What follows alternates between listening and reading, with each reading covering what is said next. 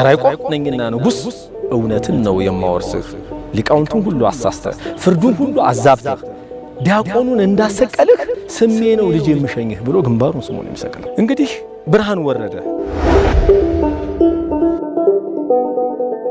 ብርሃን የወረደበት ታሪካዊ ቦታ ነው ማለት ነው። ከዛሬ ጀምሮ የብርሃን ከተማ መባል አለበት ተባለ ማለት ነው።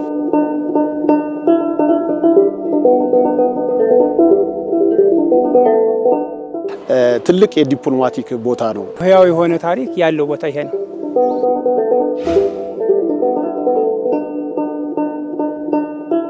ደብረ ብርሃን በጣም ታዋቂ ከነበሩ 3 ዋና ከተሞች አንዷ ሆነች። እንዲሁም አለፍ ሲል የከተሞች አያት ናት። አጼ ምኒልክ የሰጧቸው መሬት እስካሁን ድረስ አለ። በዓለም አቀፍ ታሪክ ውስጥም የሚታወቅ የልቼ ኮንቬንሽን ይታወቃል።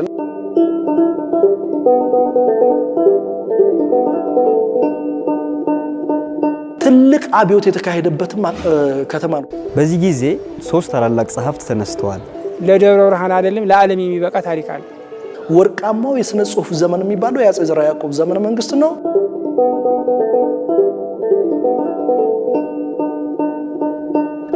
ሸዋ የተሪዝም ቦታ ነው። እጅግ በጣም በርካታ መዳረሻዎች አሉ። በደብረ ብርሃን ዙሪያ ላይ የሌለ ታሪክ የለም። በጣም ማውጣት ያለብን ብዙ ታሪኮች አሉ። በዛን ዘመን ዓለምን ያነጋገረ አውሮፓን ያነጋገረ ኪነ ህንጻም የሚገኝበት ቦታ ነበር። ከ600 በላይ ፋብሪካዎች አሉ። ልዩ ኢኮኖሚ ዞን ነው ደብረ ብርሃን። ኢንቨስተሮች ቦታዋን እንዲመርጡ ያደርጋታል። የደብረ ብርሃን የኢንዱስትሪ ዘመን እየሆነ የመጣበት ሁኔታ ነው ያለው።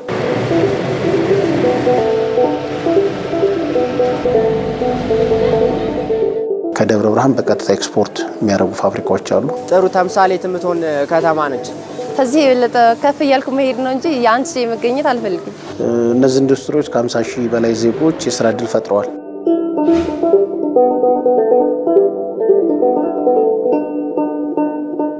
የፋውንቴንና ሌሎች የመዝናኛ ስራዎች የሚሰራበት አካባቢ ነው።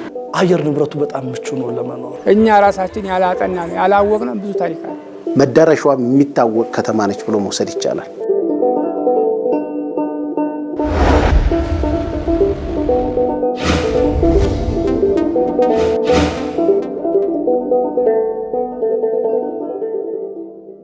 ታላላቆቹ የኢትዮጵያ ነገስታት ተወልደው የነገሱባት አገር ለመውረር ባህር ተሻግረው የመጡ የውጭ ጠላቶችን አሳደው ድባቅ የመቱ መሪዎች የተፈጠሩባትና በኢትዮጵያ በቀደምትነታቸው ከሚታወቁ ከተሞች መካከል አንዷ የሆነችው ደብረ ብርሃን የመካከለኛው ዘመን የስልጣኔና የመሪነት ጥበብ የታየባት ጥንታዊ ከተማ ነች።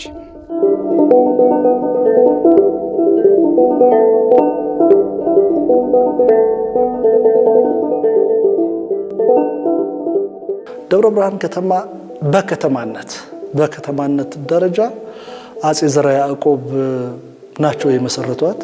በክፍለ ዘመን ደረጃ ደግሞ በ15ኛው መቶ ክፍለ ዘመን ከዛሬ 600 ዓመት አካባቢ አድርገን እንወስዳለን ማለት ነው።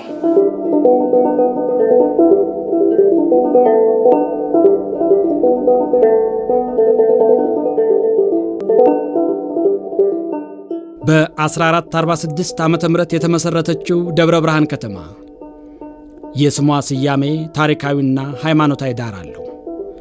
ለዘመኑ ንጉሥ ለአጼ ዘርዓ ያዕቆብ መናገሻ የነበረችው ደብረ ብርሃን ከንጉሡ ፍትሕ አሰጣጥ ጋር በተያያዘ ስሟ ከደብረ ኤባ ወደ ደብረ ብርሃን እንደተቀየረ የታሪክ መዛግብት ያስረዳሉ። በአጼ ዘርዓ ያዕቆብ ዘመነ መንግስት አንድ የሃይማኖት ጉባኤ እንዲካሄድ አደረጉ። ከኢየሩሳሌም በጣም በርካታ ሊቃውንት እንዲሰበሰቡ ተደርጎ እዚህ ከተማ ላይ እነዛ ለቅዱሳት ስዕሎች ለቅዱስ መስቀል መስገድ አይገባም ከሚሉ ወገኖች ጋር የእምነትን አስተምህሮ በተመለከተ ጉባኤ ተካሄደ ማለት ነው። እናም እሳቸው የሰበሰቧቸው ሊቃውንት ያነሱትን ጥያቄ መመለስ አልቻሉም ይላል የታሪክ መጽሐፍት። ድርሳኑ እንደዛ ይላል፣ ዜና መዋዕሉ እንደዛ ይላል ማለት ነው። ከዛን በኋላ በፍትሐ ነገሥቱ የተቀመጠ በአንቀጾች የተጠቀሰ ቅጣት ነበርና ቅጣት እንዲደርስባቸው ተደረገ ማለት ነው። እሱ መነሻ አድርጎ ለተከታታይ 40 ቀናት ብርሃን ከሰማይ ሌሊት መታየት ጀመረ። እንደውም ብርሃን ወረደበት የተባለ ቦታ አለ። ታጥሮ ቤተክርስቲያን ውስጥ የተቀመጣለ በርካታ ጎብኚ ከሀገር ውስጥም ከውጭም ከሩቅም ከቅርብም እየመጣ የሚጎበኘው ትምህርት የሚወስዱበት ማለት ነው። ፍትሐ ነገሥቱ ላይ የተጠቀሰው ቅጣት እና የተወሰደው ቅጣት ይሄ ታየ ብርሃን የዛ ምስክርነት ስለሆነ ይሄ ከተማ ከዛሬ ጀምሮ የብርሃን ከተማ መባል አለበት ተባለ ማለት ነው። ከዛ በፊት የኤባ ምድር ነበር የሚባለው። በነገራችን ላይ ደብረ ኤባ ነበር የሚባለው። ያ ውሳኔ ተወስኖ ብርሃኑ ከታየ በኋላ ግን የብርሃን ከተማ፣ የብርሃን ስፍራ፣ የብርሃን አምባ፣ የብርሃን ደብር ተባለ ማለት ነው ደብረ ብርሃን። ሳይንሱ ግን በሰማይ ላይ ማታ ወቅቶች አሉ፣ ሲዝኖች አሉ እና ሹቲንግ ስታር ሀሌት ኮሜት የሚባል አለ አይደለም የሚታይ ከዛ ጋር የተያያዘ ነው የሚለው። ሕግና ስርዓት ስናወጣ ነውና ጨዋም ሊቅም እንዲቀጣ የገደለ ይሙት ስላለ ሞት ሊሆን ነው ልጅ አንተጣ ፍርዱን በቁምህ ሰምተኸው በሞትህ እንዲከተልህ ዘርዓ ያዕቆብ ነኝና ንጉሥ እውነትን ነው የማወርስህ። ሊቃውንቱን ሁሉ አሳስተህ ፍርዱን ሁሉ አዛብተህ ዲያቆኑን እንዳሰቀልህ በፍትህ ስም ወስደው ጋራ ድንቁ ላይ ይስቀሉ ትዝብቱ ይብላኝ ስለ እውነት ስሜ ነው ልጅ የምሸኝህ ብሎ ግንባሩን ስሙን ይሰቀል። እንግዲህ ብርሃን ወረደ። አሁን 3 እንትኖች አሉ። ብርሃኑ መውረዱ በቃ ታምኗል በሁሉም ዘንድ።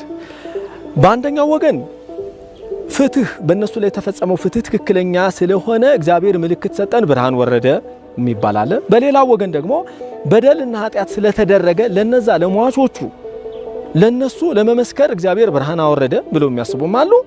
አይ ጅራታሙ ኮከብ በ74 ዓመት አንዴ በ73 ዓመት አንዴ ስለሚመጣ ያዩት ጅራታም ኮከብ ነው ብሎም የሚያስቡ አሉ።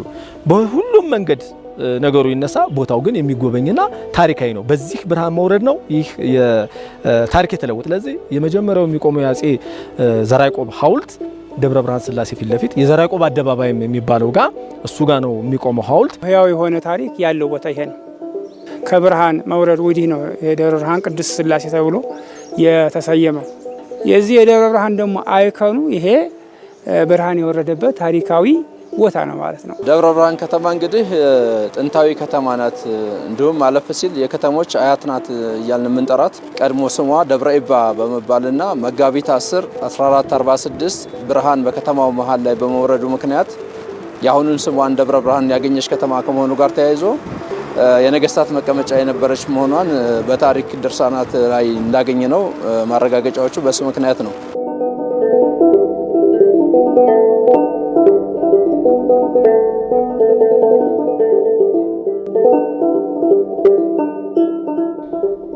የመካከለኛው ዘመን የስልጣኔ ባለቤት የነበረችው ደብረ ብርሃን ከተማ ለኢትዮጵያና ለጎረቤት ሀገሮች የፖለቲካና የንግድ የስበት ማዕከል በመሆን አገልግላለች። ዋና የስበት ማዕከል ነበር። የንግድ የስበት ማዕከል ነበር። የባህል የስበት ማዕከል ነበር። የቋንቋ የስበት ማዕከል ነበር። የእምነት፣ የወግ፣ የልማድ፣ የፖለቲካ የስበት ማዕከል ነበር። አንድም መልክዓ ምድራዊ አቀማመጡ ከመካከል ነው እንዳያችሁት እንደታዘባችሁት። ከሰሜን ከደቡብ አማካይ ቦታ፣ ከምስራቅ ከምዕራብ አማካይ ቦታ አየር ንብረቱ በጣም ምቹ ነው ለመኖር። እንዳልኳችሁ በንግድ በዚህ የሲራራ ንግዱ በጅቡቲ በኩል የሚያልፉ ማለት ነው። በዚህ ያልፍ ነበረ። እሱን ምክንያት በማድረግ የንጉሠ ነገሥቱ መቀመጫ ስለነበረ እሱን ምክንያት በማድረግ ደጅ በመጥናት ረገድ በሃይማኖት ትልቅ የእምነት ተቋማት አድባራት፣ ገዳማት የነበሩበት አካባቢ ምክንያት በዛ ምክንያት ከፍተኛ ቁጥር ያለው ሕዝብ ይመጣ ነበረ። በዛ ሁኔታ የትስስር የመስተጋብር ማዕከል ሆነ ማለት ነው ደብረ ብርሃን። በ19ኛው መቶ ክፍለ ዘመን በሀገራችን ደረጃ በሀገራችን በአካባቢውም ደረጃ ስትወስድ ደብረ ብርሃን በጣም ታዋቂ ከነበሩ 3 ዋና ከተሞች አንዷ ሆነች። አንዱ አንኮበር ነው፣ ሁለተኛው አንጎለላ ነው፣ ሶስተኛው ደብረ ብርሃን መልሶ ታደሰ ማለት ነው። አሌን ጋትሰን የሚባል የፈረንሳይ ጸሐፊ አለ። ሸዋ ኢትዮጵያስ ፕሩሺያ ብሎ የጻፈው አንድ አርቲክል አለው። በጀርመን ሀገር ፕሩሺያ የምትባል በመካከለኛው ጀርመን የምትገኝ ስቴት ነበረች። ሁሉን ጀርመኖች ወደ ራሷ አሳስባ ዛሬ ጀርመን ብለን የምናውቀው በአቅሙ የምናውቀው ትልቅ መንግስት እንዲመሰረት ያደረገች ማለት ነው። ሸዋ በኢትዮጵያ ታሪክም ያ ሚና ነበራት አንድ ወቅት። ከዛ ዘመን ጀምሮ ከተቆረቆረ ጀምሮ በርካታ የረጅም ጊዜ የነገስታት መናገሻ ሆና የቆየችበት ሁኔታ ነው ያለው። የሀገር ዋና መዲና ሆና ያገለገለችበት ዘመን ታሪክ ሁሉ ነበር እና የደብረ ብርሃን ፖቴንሻል የሚባለው በብዛት የመካከለኛው ዘመን ታሪክ በብዛት ደብረ ብርሃንና አካባቢው ያሉ ታሪኮች ናቸው። ደብረ ብርሃንን ቋሚ ከተማ ማድረጋቸው እንደ ትልቅ ዋንኛ ነገር ወይንም በመካከለኛው ዘመን የመጀመሪያው ማለት ይቻላል። ምክንያቱም መካከለኛው ዘመን የምንለው ከአጼ ይኩኖ አምላክ እስከ አጼ ልብነ ድንግል ያለውን ጊዜ ስለሆነ ከ1262 እስከ 1521 ድረስ ያለውን ጊዜ ስለሆነ በዚህ ለመጀመሪያ ጊዜ ነው እንግዲህ ቋሚ ከተማ በደብረ ብርሃን እንዲመሰረት ያደረጉት። ለዚህ ዋናው ምክንያት አሁን ከላይ ያነሳናቸው ዋንኛ የሃይማኖት የመንግስት ስርዓትን በመመስረት በኩል አንድ ቋሚ ከተማ እንደሚያስፈልግ በማመናቸው ነው።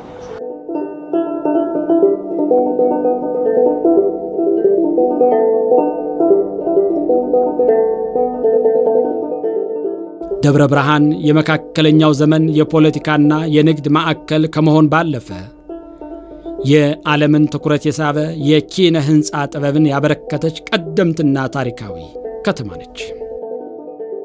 በዛን ዘመን ዓለምን ያነጋገረ አውሮፓን ያነጋገረ ኪነ ህንፃም የሚገኝበት ቦታ ነበር።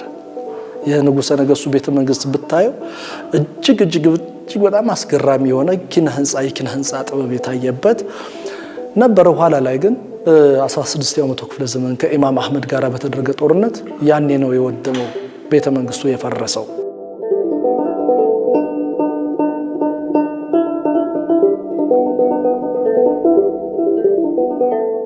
በአጼ ዘርዓ ያዕቆብ ዘመን በኢትዮጵያ ታሪክ ፍትህና ርትዕ የተረጋገጠባት ደብረ ብርሃን ከተማ ወርቃማ የተባለለትን የሥነ ጽሑፍ ዘመን ለዓለም አበርክታለች።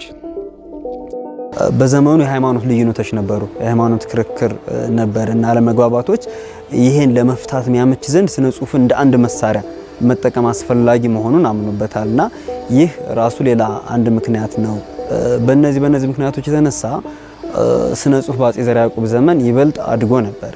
በዚህ ጊዜ በተለይ ጌታቸው ኃይሌ እንደሚሉት 3 ታላላቅ ጸሐፍት ተነስተዋል። አጼ ዘርዓ ያዕቆብ ራሳቸው አሉ። ከ10 በላይ መጻሕፍትን ጽፈዋል። አባ ጊዮርጊስ ዘጋስጫ አሉ። ከ40 በላይ መጽሐፍ በሚታወቅ ሁኔታ ለአሁኑ ዘመን የደረሱ ከ40 በላይ መጽሐፍትን ጽፈዋል እሳቸውና ርቷ ሃይማኖት እየተባሉ የሚጠሩ በስማቸው አንድ ገናና መጽሐፍ አለ። በስማቸው ወርሶ ርቷ ሃይማኖት የሚባልና ሌሎች ብዙም ጽፈዋል። እነዚህ ሶስቱ በ15ኛው ክፍለ ዘመን ይበልጥ የሚታወቁ ስመጥር ጸሐፍት ናቸው። እነሱም ስለተነሱበት የ15ኛው ክፍለ ዘመን ከመካከለኛው ዘመን በላቀ ትልቅ ስነ ጽሑፋዊ ማበብ ወይንም ማደግ የታየበት ዘመን ነው። እንግዲህ ዘመን ላይ ነው አጼ ዘርዓ ያዕቆብን የምናነሳው። ትልቅ አብዮት የተካሄደበትም ከተማ ነው። በነገራችን ላይ በስነ ጽሑፍ ረገድ ስታይ ወርቃማው የስነ ጽሑፍ ዘመን የሚባለው የአጼ ዘርዓ ያዕቆብ ዘመነ መንግስት ነው። ዘርዓ ያዕቆብ እነዛን በርካታ የጽሑፍ ስራዎቻቸውን ሲሰሩ እና ሲያሰሩ እዚሁ ከተማ ላይ ቁጭ ብለው ነበር። አጼ ዘርዓ ያዕቆብ እንግዲህ ደራሲነቱ እንዳለ ሆኖ ከስነ ጽሑፍ ጋር የተያያዘ ብዙ ስራዎችንም ሰርቷል። ለምሳሌ ሊቃውንትን ይሰበስብ ነበር። በቤተ መንግስቱ ሊቃውንትን ይሰበስብና ልዩ የሆነ የመጻፊያ ስፍራን ያዘጋጅላቸዋል። በእንግሊዘኛው ስክሪፕቶሪየም የሚባል አለ። ቤተ መንግስት ላይ ለጸሐፍት ተከልሎ የሚሰጥ ስፍራ ነው። እዚህ ስፍራ ላይ ለጸሐፊያን የሚያስፈልጋቸውን ነገር ያቀርባል። አስፈላጊውን አቅርቦት ቀለምን፣ ብራናን ከዚህ ጨምሮ የሚያስፈልጋቸውን ወጪ፣ ቀለብና ልብስን ጨምሮ ሁሉም ነገርና መጽሐፍትንም የሚያግዛቸውን በሙሉ ሰብስቦ ቤተ መጻሕፍት ቤተ መዘክርን አዘጋጅቶ አስቀምጧቸዋልና መጽሐፍት እንዲጻፉ እንዲተረጎሙና በዘመኑ የእውቀት ማዕከላት ወደ ነበሩ ልዩ ልዩ ገዳማት እንዲሰራጩ ያደርግ ነበረ። መጽሐፈ ብርሃን፣ መጽሐፈ ምዕላድ፣ እግዚአብሔር ነግሰ፣ ጦማረ ትስብእት፣ ስብሐተ ፍቁር፣ መልካ ጉባኤ፣ መንገደ ሰማይ እነዚህ ሁለቱ በተለይ መልካ ጉባኤና መንገደ ሰማይ ፓሪስ ሀገር ላይ ታትመዋል። አሁን በዘመናዊ ሁኔታ ማለት ነውና ወደ ከ10 በላይ የሚሆኑ መጽሐፍትን በግላቸው ጽፈዋል ማለት ነው።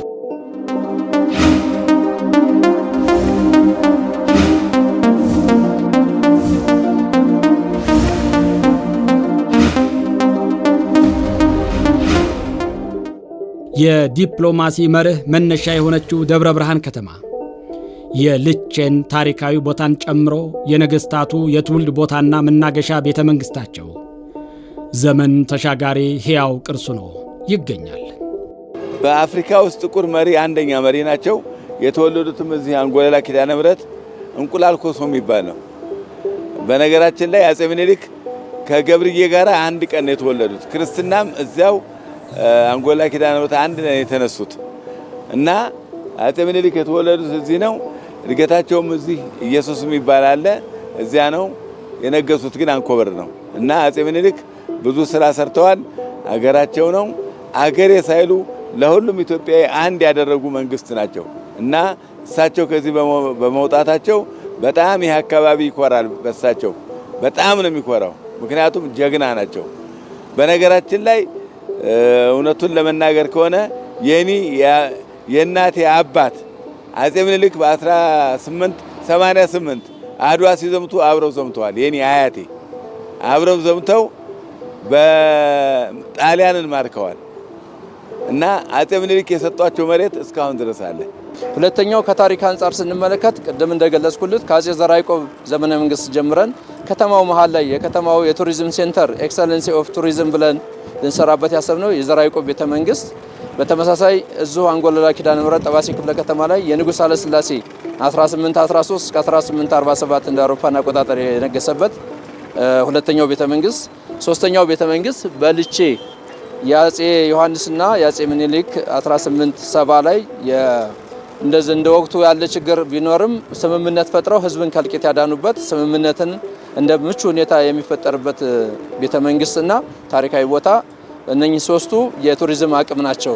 ልቼ ስንል በጣም ብዙ ስሞች አሉ። ልቼ ግን አጼ ምኒልክን ለመውጋት አጼ ዮሐንስ ገስግሰው የመጡበትና አጼ ምኒልክ ደግሞ በብልሃት በጥበብ ጎንበስ ብለው ተቀምጠው ቁጭ ብሎ ማውራት ወይም ደግሞ መመካከር ስንት ሞትን ደም መፍሰስን እንደሚያስቀር ያሳየ ታላቅ ቦታ ነው።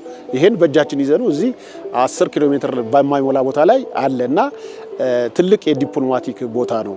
ሰክኖ መነጋገር ምን ያህል ለውጥ እንደሚያመጣ፣ ምን ያህል ደም መፍሰስን፣ ምን ያህል መጋጨትን እንደሚያስቀር የሚያሳይ ትልቅ ስም ስለሆነ በዓለም አቀፍ ታሪክ ውስጥም የሚታወቅ የልቼ ኮንቬንሽን ይታወቃል። እንግዲህ አጼ ዘርዓ ያዕቆብ በዚህ የነገሱበት አካባቢ ነው። አንዱ እሱን እንደ ፖቴንሻል ልንወስድ እንችላለን። የንጉሥ ሳህለ ሥላሴ ቤተ መንግስት እዚሁ ደብረ ብርሃን አካባቢ የሚገኝ ነው። አጼ ምኒልክም እዚሁ ደብረ ብርሃን ከተማ ነው የተወለዱት። ክርስትና የተነሱበት አንጎለላ ወይም ሰሚነሽ ኪዳነ ምሕረት የሚባለው እንቁላል ኮሶ የሚገኝበት ነው። ይሄ በደብረ ብርሃን ክልል ውስጥ ነው የሚገኘው። እንዲሁም የፊት አውራሪ ገበየው የተወለዱበት የእሳቸውም አጽም ያለበት ቦታ ነው ያለው።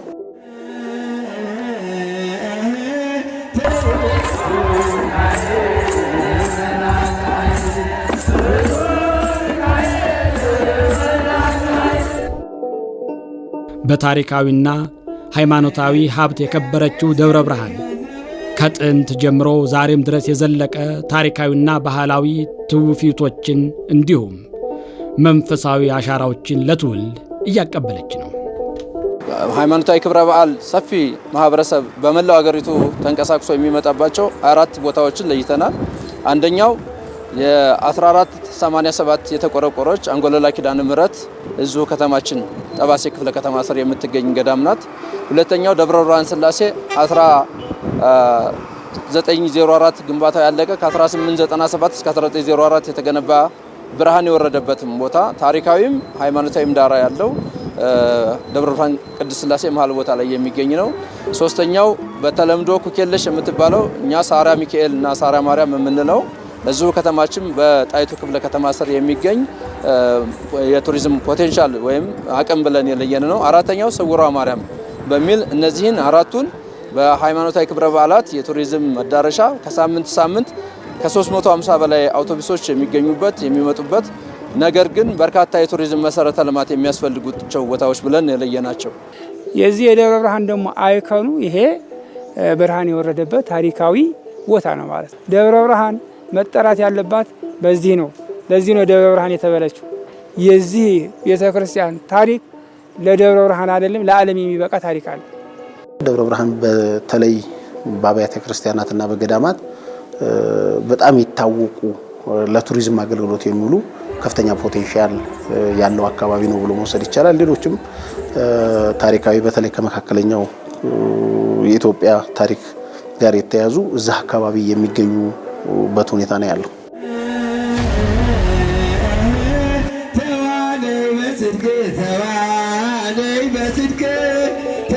አዎ እዚህ አካባቢ በእውነቱ ለመናገር ከሆነ ሸዋ የቱሪዝም ቦታ ነው። በጣም ቦታ አለ፣ ገና ያልተደረሰበት ቦታ አለ። እዚህ አካባቢ አውቶቡሶች ይመጣሉ፣ ምን ይመጣሉ። ግን እዚህ ከተማ ውስጥ አንድ ትልቁ ችግር ደረጃውን የጠበቀ ሆቴል የለም። ያ ባለመኖሩ ብዙ የሚጎበኙ ቦታዎች አሉ። ይሄ ችግር አለ። ይሄ ችግር ቢቀረፍ ከኢንዱስትሪው ጋራ የበለጠ ያብባል። መዳረሻዎቹ ቢኖሩም ለቱሪዝም ኢንዱስትሪው በጣም አቅም የነበራቸው ቦታዎች፣ ስፍራዎች ቢኖሩም እነሱ እንዲወጡ አልተደረገም ነው የምልህ። በደብረ ብርሃን ዙሪያ ላይ የሌለ ታሪክ የለም። የሌለ ታሪክ የለም። እንደው ገና ብዙ ያልተደረሰባቸው ገና ያልታየ እኛ ራሳችን ያላጠናነው ያላወቅነው ብዙ ታሪክ አለ። ይሄንን በደንብ አድርገው ሊሰራበት ያስፈልጋል። በእምነት ከፍተኛ እንትን አለው። በታሪክ ከፍተኛ የታሪክ ቦታዎች አሉ።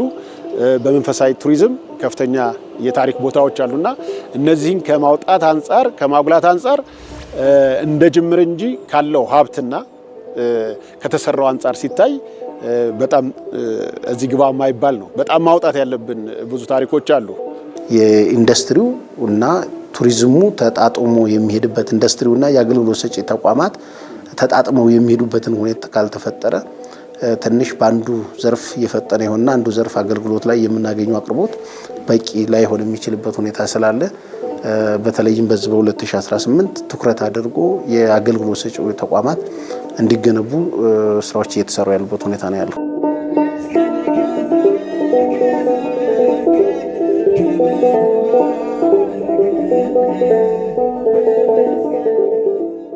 ታሪካዊና መንፈሳዊ ጥበቧን ለቀሪው ዓለም እያበረከተች የምትገኘው ደብረ ብርሃን ከተማ አምራች ኢንዱስትሪዎችን ወደ ጉያዋ በማስገባትም የምትጠቀስ ከተማ ናት።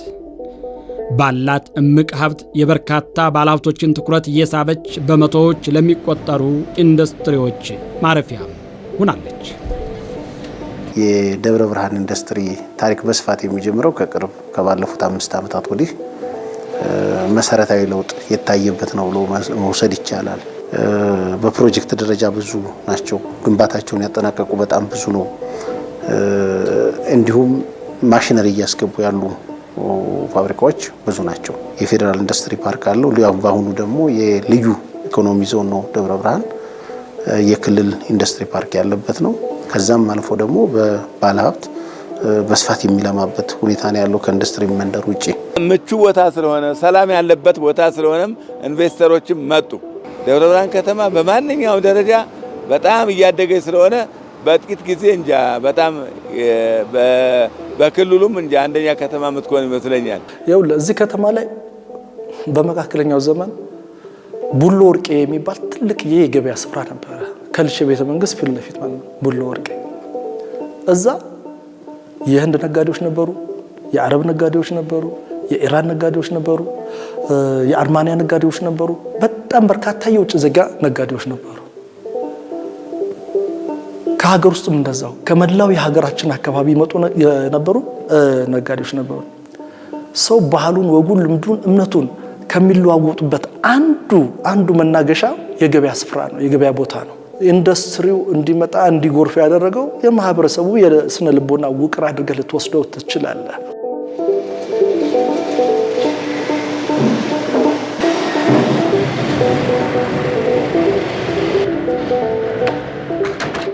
ለአገሪቱ መዲና ያላት ቅርበት፣ በአካባቢው ያለው አንጻራዊ ሰላም፣ ምቹ የአየር ንብረትና አስተማማኝ የተፈጥሮ ሀብት ደብረ ብርሃን ከተማን በኢንዱስትሪዎች ተመራጭ እንድትሆን አድርጓታል።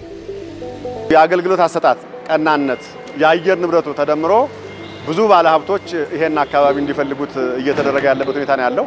አሁንም በርካታ ፋብሪካዎች በዚህ መንገድ እየመጡ ደብረ ብርሃን የኢንዱስትሪ ከተማ እንድትባል እያደረጓት ያለበት ሁኔታ ነው ያለውና የኛም አንዱ ከዛ አንጻር የመጣ ፋብሪካ ነው ለማለት ነው። ኢንቨስተሮች ወደ ደብረ ብርሃን ሲመጡ በብዙ መንገድ ደብረ ብርሃን ጥሩ ተምሳሌት የምትሆን ከተማ ነች። ለምሳሌ ብንወስድ የአካባቢው የሰላም ሁኔታን በተመለከተ በስነ ስርዓት ሰራተኛ የምንፈልገውን የሰው ኃይል የምናገኝበት እንዲሁም ለከተማችን ዋና ከተማ አዲስ አበባ ቅርብ መሆኑ ኢንቨስተሮች ቦታዋን እንዲመርጡ ያደርጋታል። ፖቴንሻሉ ኢንዱስትሪ ላይ በጣም ከፍተኛ ፖቴንሻል አለ። እንግዲህ ይሄ ፖቴንሻል የምንላቸው የአካባቢ የጥሬ ዕቃ የምርታማነት እንዲሁም የቅርበትና የአየር ንብረት ተስማሚነት እንደ አንድ ፖቴንሻል ሊወሰዱ የሚችሉ አሉ። ከዛም በተረፈ ደግሞ በቂ የመሬት አቅርቦት ያለበት ሁኔታዎች ነው ያሉት። ይሄ ከሰላሙና ከአገልግሎት አሰጣጡ ጋር ሲደመር የደብረ ብርሃን የኢንዱስትሪ ዘመን እየሆነ የመጣበት ሁኔታ ነው ያለው። የአካባቢው አየር ንብረት በራሱ የአካባቢው አየር ንብረት የተመጣጠነ ለኢንዱስትሪ ለማሽኖቹ ምቹ የሆነ ማለት ነው። እሱ አንድ አድርጌ ወስዳለሁ። ጅቡቲ ወደብ እኮ በዚህ ባንኮበር እኮ ቅርብ ርቀት ላይ ነው ያለው። እሱንም ታሳቢ ያደረጉት ይመስለኛል። ከአዲስ አበባ 130 ኪሎ ሜትር ላይ ነው ያለ ነው። ስለዚህ ለማዕከልም ያለውን ግብአት እሱንም ታሳቢ ያደረጉ ይመስለኛል።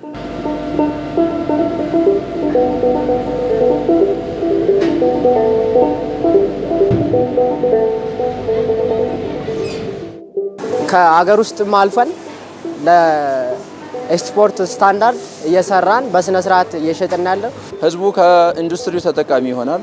ኢንዱስትሪው ደግሞ ከሰላሙና ከአየር ንብረቱ ተጠቅሞ ከፍተኛ አምራች በመሆን የዶላር ምንዛሬን ምጥጥን ለሀገራችን አስተዋጽኦ ያበረክታል ተብሎ ይታሰባል። ከደብረ ብርሃን በቀጥታ ኤክስፖርት የሚያደርጉ ፋብሪካዎች አሉ። እንደሚታወቀው ከዛ አኳያ በተለይ ወደ ውጪ በመላክና ዶላር በማስገኘት አኳያ ትልቅ አስተዋጽኦ ያላቸው ኢንዱስትሪዎች ተፈጥረዋል። ሁለተኛው ከውጪ የሚገቡትን በመተካት ደረጃ ከፍተኛ ሚና የተጫወቱ ፋብሪካዎች አሉ። ስለዚህ ሀገራዊ ፋይዳም ክልላዊ ፋይዳም አካባቢያዊ ፋይዳም ያላቸው አሉ።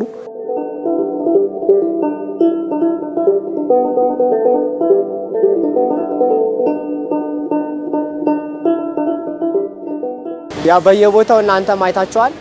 ብዙ የሰው ኃይል አለን። ከ1800 ሰራተኛ በላይ ድርጅቱ ውስጥ አለ። ያ ማለት እንግዲህ ለብዙ ስራ ፈላጊዎች እድል ፈጥሯል እና ድርጅቱ በብዙ መንገድ ሰራተኛውን የሚያግዝበት መንገድ አለ። ስራ አጥ ከምንበዛ ስራ ፈጠራ ፈጥሮልናል ለኛ ማለት ነው። ለኛ ያ ትልቅ የስራ እድል እንደፈጠረልን ከዚህ የበለጠ ከፍ እያልኩ መሄድ ነው እንጂ የአንድ ሺህ መገኘት አልፈልግም። ከ65 ሴት 70 ወንድ አካባቢ ሰራተኛ አለ በዚህ መካከል ላይ። ስለዚህ በርካታ ሰራተኛ ነው የሚያስተዳድረው ማለት ነው ፋብሪካው። እነዚህ ኢንዱስትሪዎች ከ50 ሺህ በላይ ዜጎች የስራ እድል ፈጥረዋል። አሁን ገና በቀጣይ ደብረ ብርሃን ላይ የገቡት ፕሮጀክቶች ቢገቡ ከ150 ሺህ በላይ ሙሉ ወደ ማምረት ቢገቡ ከ150 ሺህ በላይ ዜጎች ስራ እድል ይፈጠርላቸዋል። ሶስተኛ በማዕድን ዘርፍ በጣም ፖቴንሻል አለ። ከዛ ውጪ በአገልግሎት ዘርፉም እያሰማራን ያለው። ስለዚህ በየአመቱ ከ20 ሺህ በላይ የሚሆኑ ዜጎች ስራ እድል እየተፈጠረላቸው ነው። ከዚህ ውስጥ ከ35% በላይ የሚሆኑ በተለይም በኢንዱስትሪው የሚፈጠሩ የስራ እድል ነው እየሆነ ያለው።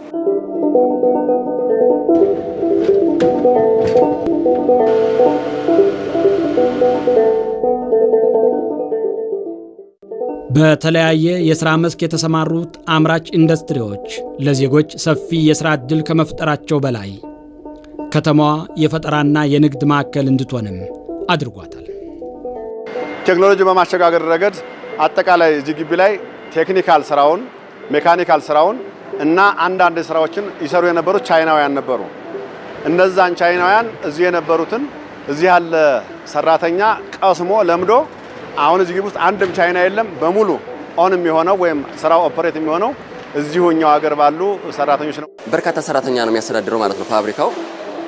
ከዚያ ውጭ ወደፊትም ለሰራተኛ የስራ እድል ከመፍጠር በላይም ለአርሶ አደሮቹ የሙያ ድጋፍ እናደርጋለን። እንዴት አድርገው ወተትን መያዝ እንደሚችሉ፣ እንዴት አድርገው ጥራቱን ማሳደግ እንደሚችሉ፣ እንዴት አድርገው እርባታውን ማስፋት እንደሚችሉ ሙያዊ ድጋፍ ባለሙያዎችን ቀጥሮ ፋብሪካው ወደፊት እየደገፈን ያለው አርሶ አደሩ ማለት ነው። የበለጠ ተጠቃሚ የሚሆንበትን እድል እያሳደገን ያለው። አብዛኛው ሰራተኛ በልምድ የመጣ አይደለም። ሁሉም ሰራተኛ ከዚሁ ተምሮ ቻይናዎቹ አስተምረውን ፖዚሽን አንደኛው ዝቅ ካለ ፖዚሽን ትንሽ ወደ ተሻለ ከዛ ከፍ እያለ የሚመጣበት መንገድ አለ። ለምሳሌ ብንወስድ እዚህ በመካከላቸው ሱፐርቫይዘር ማናጀር የሚባል አለ በየቦታቸው። እነዛ ሁሉ ልጆች የወጡት እዚሁ ከመካከል ነው። በፊት ቴክኒክና ሙያ ጨርሻለሁ። ቴክኒክና ሙያ እንደጨረሱ ስራ አልፈታሁም። ወደዚህ ቦታ ነው የገባሁት። እዚህ ቦታ ላይ ገብቼ ሰራተኛ ነው ሆኜ እየሰራሁ የነበረው። ሰራተኛ እየሰራሁ ያለው ወዲያውኑ ትንሽ ጊዜ በኋላ ሱፐርቫይዘርነት ሆኛለሁ። ከሱፐርቫይዘርነት ተቀይሬ ደግሞ አሁን ማናጀር ሆኜ እዚህ ቤቱን የማስተዳድረው እኔ ነኝ። የፊኒሺንግ ቦታ ላይ ማጠቃላይ በሙሉ የማስተዳድረው እኔ ነኝ። 100 ምናምን ሰራተኛ አለኝ። እነሱን አጠቃላይ ማኔጅ እያደረጉ ያለሁት እኔ ነኝ።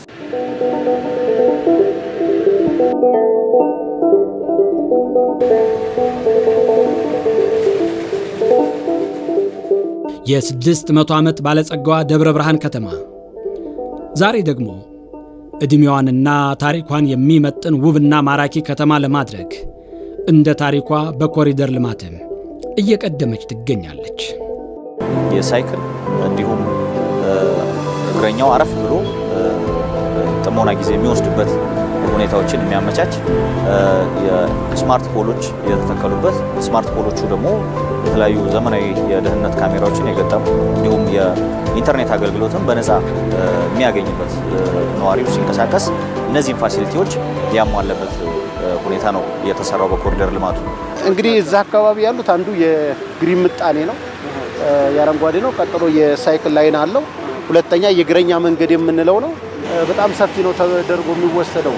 እንደዚሁም የግሪነሪ ፕሮፖርሽኑ ስናየው እስከ 7-8 ሜትር በአንዳንድ ቦታዎች ላይ እናገኛለን። ኮሪደር በመሰራቱ በነፃነት እንድንንቀሳቀስ ለምሳሌ ልጆች ያለን የሌለንም ልጆቻችንን ዘና ብለው እንዲጓዙ በማንኛውም አገልግሎት ላይ በነፃነት የጉዞ እንቅስቃሴ እንዲኖረን ንጹህ የሆነ አየር ሰዎች ሲደክማቸው እዚህ ጋር በተቀመጡ የኮሪደር ወንበሮች ላይ ማረፍ እንዲችሉ ለልማት ትኩረት እንዲሰጡ አግዟል።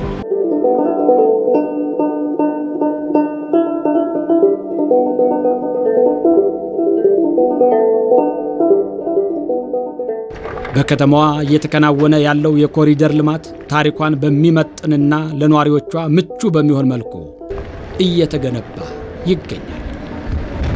ይሄኛው የመሸጋገሪያ የወኮይ ነው እንዲሰራ ታስቦ ነው እየተደረገ ያለው። በቀጣይ ኮሌጁም ወደታች ያለውን የኮሌጁን ወንዝ ዳርቻ እንዲያለማ አንድ በፕላን ደረጃ እኛም ደግሞ በቀጣይ ዓመታት የምናለማው ነው የሚሆነው። ድሮ በ30 ሜትር ይገደብ የነበረውን ወደ 40 ሜትር መንገድ የማሳደግ ስራዎች የተሰራበት ሁኔታ ነው ያለው። ይህ አካባቢ ደነባ፣ ለሚ፣ ጅሩ የሚወስደው መንገድ መስቀለኛ ላይ ነው ያለ ነው። ይህ አካባቢ በትራፊክ ፍሰቱ ከዚህ በፊት በጣም አስቸጋሪ የሆነ ለእግረኞች ቅድሚያ ባለመስጠት አደጋዎች ተፈጥረውበት የሚያውቅ በርካታ ችግር ያለበት ምቹ ያልሆነ በጥቅሉ ምቹ ያልሆነ አካባቢ ነው ይሄ አካባቢ የነበረው።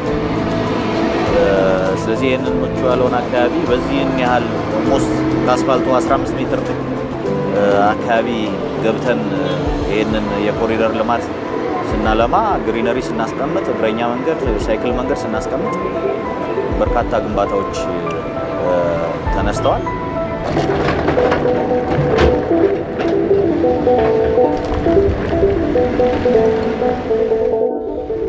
ተፈጥሯዊና ሰው ሰራሽ ቅርሶችን አስተሳስሮ እየተሰራ የሚገኘው የከተማው ኮሪደር ልማት በበሬሳ ወንዝ ዳርቻ ትልቅ የሕዝብ መዝናኛ ማዕከልን ማካቶ እየተገነባ ነው።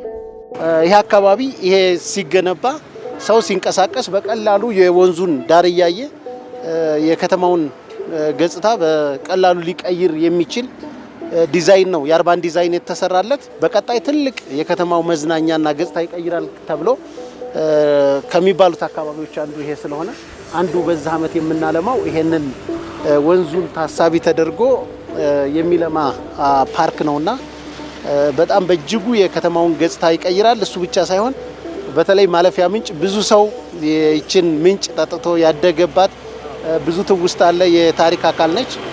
አሁንም ምንጯ እንደምታዋት ውሃው በከፍተኛ ሁኔታ እየፈሰሰ ያለበት ሁኔታ ነው ያለውና ያንን ሊጠብቅ የሚችል የፋውንቴንና ሌሎች የመዝናኛ ስራዎች የሚሰራበት አካባቢ ነው። ይሄን አርቲፊሻል ሌክ መፍጠር ይችላል። ሙሉ ያ ውሃ ነው፣ ወንዙ ነው። ይሄኛው ካናል ነው እና ይሄን አካባቢ ሐይቅ መመስረት ትችላለህ ማለት ነው። አንዱ ሳቢ ይሄ ነው። አካባቢው እንደሚታወቀው ዋናው የከተማው በሬሳ ወንዝ የሚባለው በቀጣይም የወንዝ ዳር ልማትን በስፋት እንድናልም የሚያደርግ አካባቢ ነው። ደብረ ብርሃን እነሱ የወንዝ ዳር ልማቱ አሁን የጀመርነው የኮሪደር ልማቱ ሲሰራ ውብ ከተማ የማድረግ ምጣኔውን በከፍተኛ ደረጃ ይጨምረዋል። ስለዚህ ወደፊት ደብረ ብርሃን በዳውንታውን የምንለው ነባሩም ከተማ ሆነ ከነባሩ ከተማ በማስፋፊያ ቦታ የምንገነባቸው ከተሞች ሰፋፊ መንገድ ያላቸው፣ በቂ የመዝናኛ አቅርቦት ያላቸው፣ በቂ የአረንጓዴ ምጣኔ ያላቸው፣ ለሰዎች መኖሪያ አመቺ የሆኑ ይሄ ሰው ሊኖርባቸው የሚችል ተስማሚ የሆኑ እንዲሆኑ ከወዲሁ ያንን ታሳቢ ያደረገ ነው።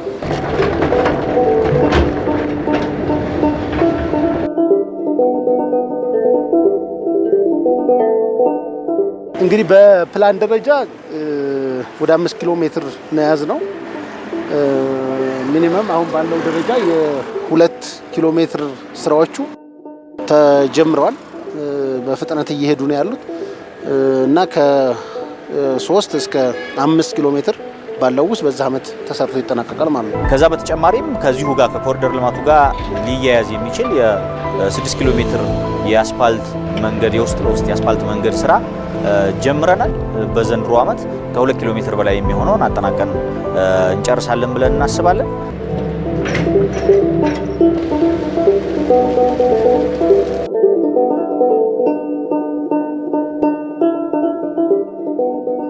በሌላ በኩል የከተማውን ሁለንተናዊ እድገት ለማረጋገጥና ውብና ማራኪ የሆነች ከተማን ለነዋሪዎቿ ለማስተላለፍ የደረቅና ፈሳሽ ቆሻሻ ማስወገጃ ፕሮጀክት ተገንብቶ ስራ ለመጀመር በሂደት ላይ ይገኛል። ይሄ ዘመኑን የሚመጥን በክልል ደረጃ ሞዴል የሆነ ስራው ወደ 98% ደርሶ የርክክብ ሂደትና የማስተዳደር ስራው ላይ ነው የምንገኘው። የደረቅ ቆሻሻ ማስወገጃው ይሄ በእጅጉ የደብረ ብርሃንን የዘመናዊነት ያሻሽላል ነው። ይሄንን በተለይ የገነባነውን ዘመናዊ የደረቅ ቆሻሻ ማስወገጃ ወደ ተግባር የማስገባት ከዚህ ቆሻሻ ኢኮኖሚካል ቫልዩ እንዲኖረው የማድረግ ስራ አድርጎ ነው የተገነባውና እሱ ኦልሞስት ስራው የተጠናቀቀበት ነው። ሁለተኛው የፍሳሽ ማስወገጃ ማጣሪያም እንደዚሁ በዓለም ባንክ ነው የሚሰራው። እሱም ከ92% በላይ ስራው የደረሰበት ሁኔታ አለ። እሱም በቅርብ ቀን ተጠናቆ አገልግሎት የሚጀምርበት ነው።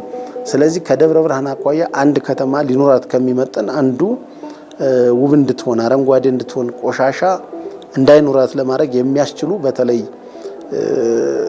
ቆሻሻን የት አስወግደዋለሁ ጥቅም ላይ የት አውለዋለሁ የሚለውን ሊመልሱ የሚችሉ በፍሳሽም በደረቅ ቆሻሻም ግንባታዎች የተገነቡባቸው ናቸው።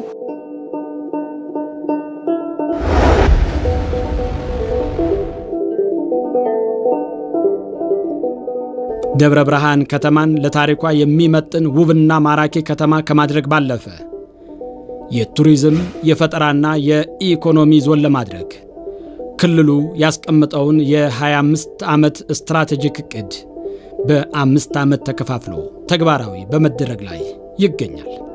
ፈጣን መንገድ ይሰራል እየተባለ ነው፣ እየሰማን ነው።